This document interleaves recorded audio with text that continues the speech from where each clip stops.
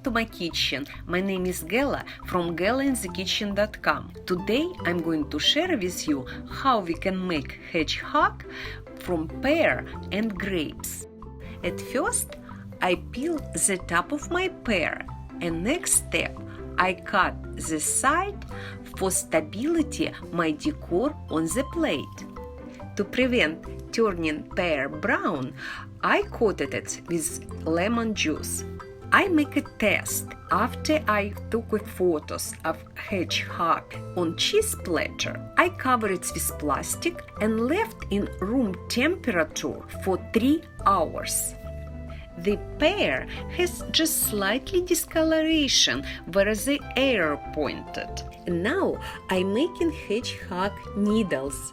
So cute if we attach some additional decor on the top of our needles. To make eyes for my hedgehog, I use black sesame seeds. Before I attach seeds, I poke 2 small holes with a toothpick so my seeds stay inside secure. If you have food marker, you can make little shadows around eyes. It is so cute already as is, but if we attach nose, it will be much more fun looks. Thank you so much for watching my video, and please remember to subscribe so you don't miss my new videos.